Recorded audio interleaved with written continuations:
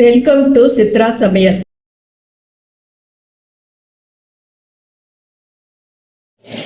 இன்னைக்கு நாட்டுக்கோழி குழம்பு செய்ய போகிறேன். இதுக்கு தேவையான பொருள் வந்து வேக வச்ச 1/4 கிலோ நாட்டுக்கோழி,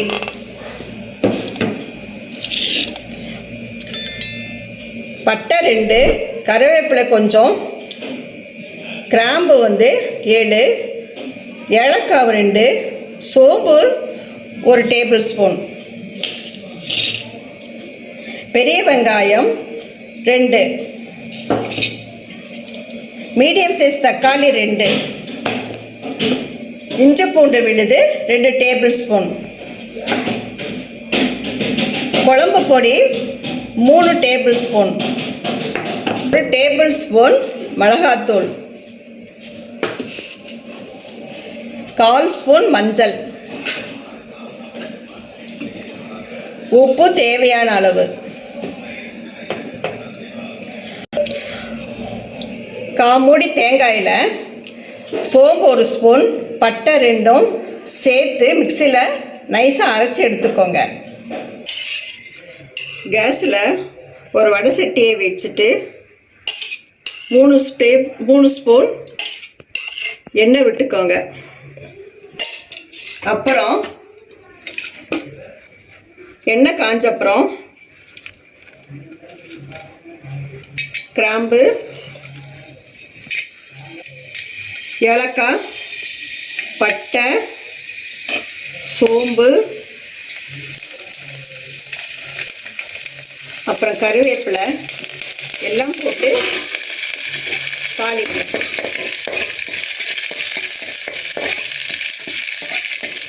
தாளிக்கப்புறம் எடுத்து வச்சிருக்கிற வெங்காயத்தையும் போட்டு பொன்னிறம் வரமுட தாளிங்க. வர வெங்காயத்தை வதக்கிக்கோங்க.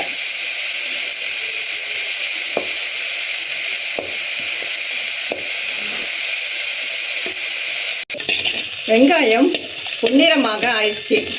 இப்போ வந்து இஞ்சி பூண்டு பேஸ்ட்டை போடுங்க.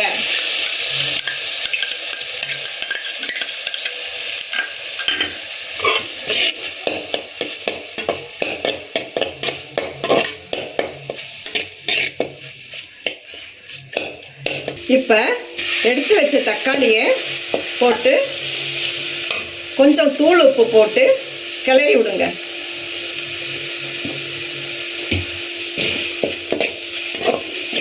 அப்போ தான் வெங்காயமும் தக்காளி பேஸ்ட் மாதிரி நல்லா வரும்.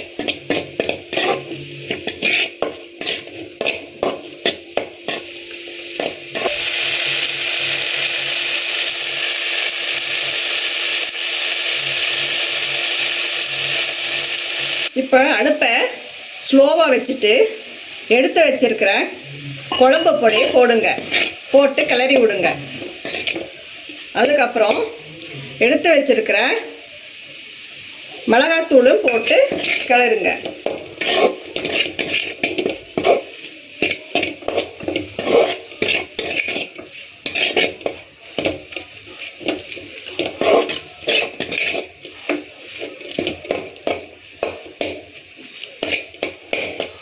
அதோட கொஞ்சம் மஞ்சளையும் போட்டுவிடுங்க.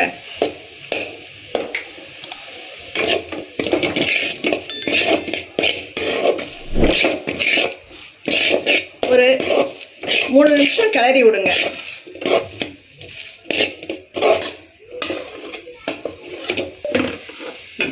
இப்போ வேக வச்சிருந்த நாட்டுக்கோழியை போடுங்க.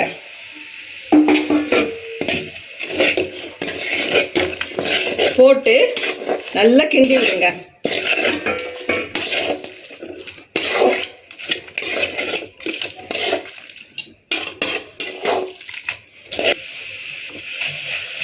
இது கொஞ்சம் அப்படியே வேகட்டும்.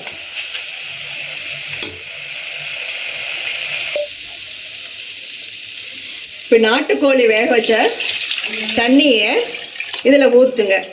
ஒரு 10 நிமிஷம் வேக விடுங்க.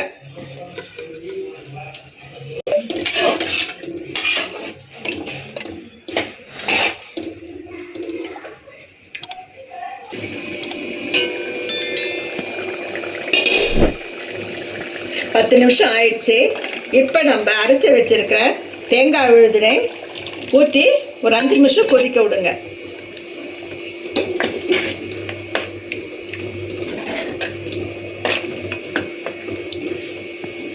இப்போ 10 நிமிஷம் ஆயிடுச்சு.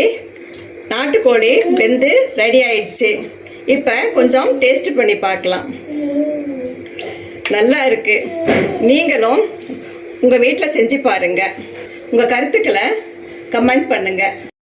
இந்த வீடியோ உங்களுக்கு பிடிச்சிருந்தா சித்ரா சமையலுக்கு லைக் பண்ணுங்க, ஷேர் பண்ணுங்க, சப்ஸ்கிரைப் பண்ணுங்க. உங்களுடைய கருத்துக்களை கமெண்ட் செக்ஷன்ல பதிவு பண்ணுங்க. உணவே மருந்து.